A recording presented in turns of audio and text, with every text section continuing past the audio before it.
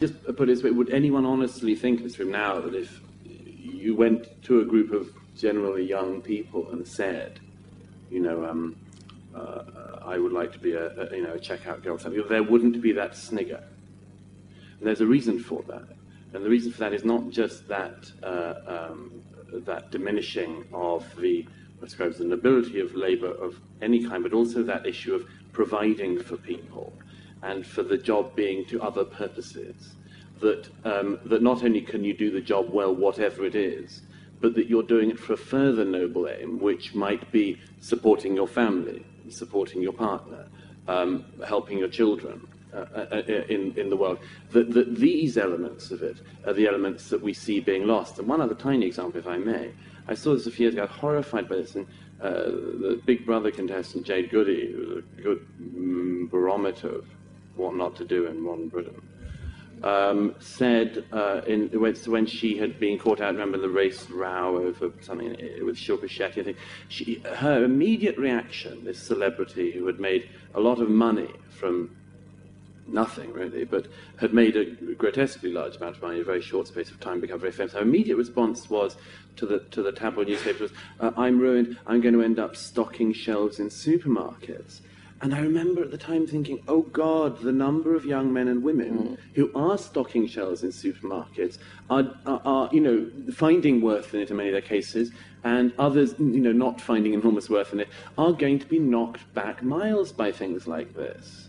Then no, I don't think that is a satisfactory arrangement. Douglas, you want to go? Can I add one other element we haven't yet? I think you just raised it, Julian, which is that a lot of people you speak to about their careers today, one of the things you notice is lacking is not the sense that it's fine, that it's sort of perfectly pleasant, that they're being rewarded to an extent and that, but a certain type of person you notice now regrets the loss of a sort of grand story or a grand narrative. I don't know if anyone else has picked up on this. Let me give an example. I mean, that our best universities, for instance, now, most of the people from them will be going into the city, and you'll ask them. I recently went back to my first Gordy, won't make that mistake again, a reunion with my college. And you notice that people are sort of doing well in the city, they're earning substantial sums of money, they're not very interested in it. They're, what are you involved in? Right? Derivatives. It's not great conversation from there on. But the point is that they don't mind it, they're being rewarded very well for it. But they don't have any kind of grand story from it. Their predecessors in these institutions may well have been the people who, and often were the people who went around the globe and did all sorts of things we know about, some good, some bad, made careers as statesmen and so on. It's one of the important things in a society is as it were, where would most people like to be going? What is the direction of travel of society, and who are your heroes in your society? These things are worth bearing in mind because the people who have ambitions coming up after them are going to follow. So I want to bring people in. Yeah, I agree. Top down, bottom up. The most people I don't think have quite realised yet in our society the damage that's been done by certain policies of consecutive governments over recent decades. And I think that one of the ones that really hasn't kicked in yet is this effect of having a so-called underclass in your society who are paid by society and don't work.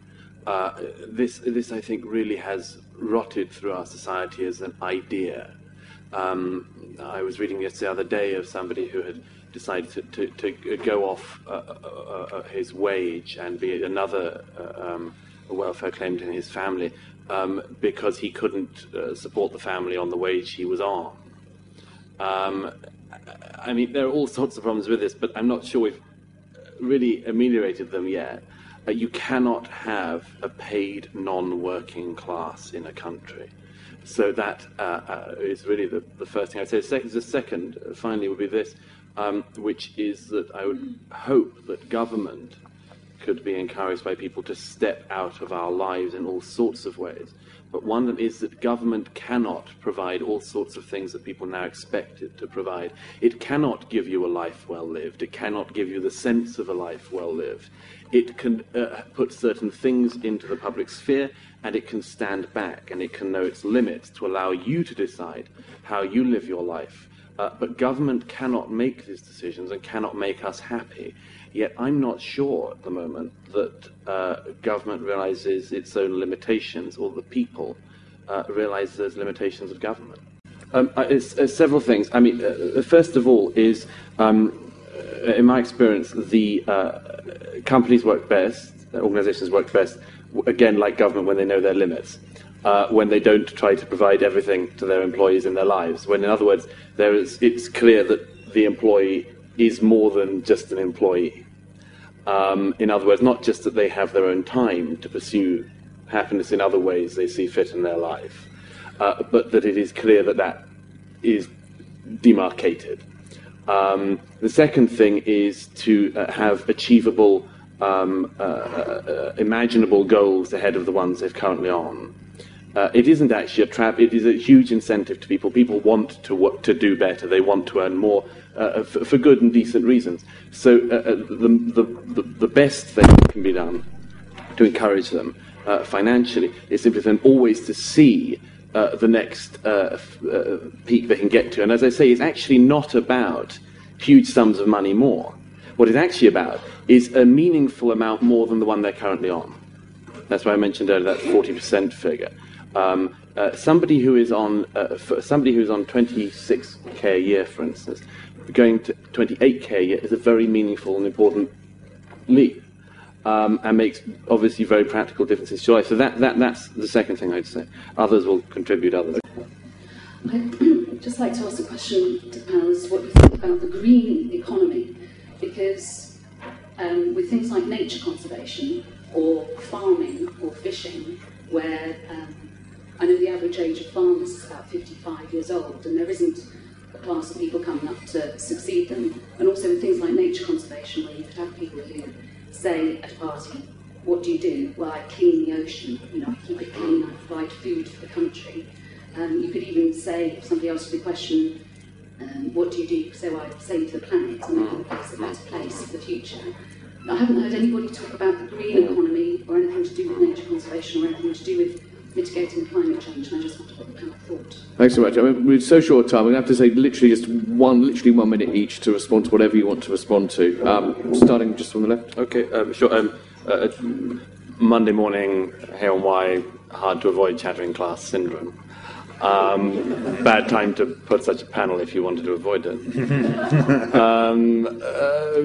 By the way, the example you pick up, by the way, is very relevant of photography. I give an example quite often myself, but here's a good example of what's wrong in our economy, what's wrong in our education.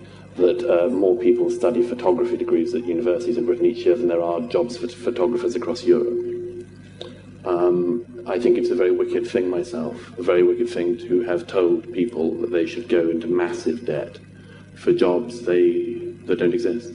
Okay. Second, it's very swiftly, if I may, it makes a very important point. Yes, we have to find, people will find, the ability I referred to earlier adapts, obviously, it will change according to new mores. That's a very good example of the sort of thing that I think wouldn't bring a snigger from people at a party.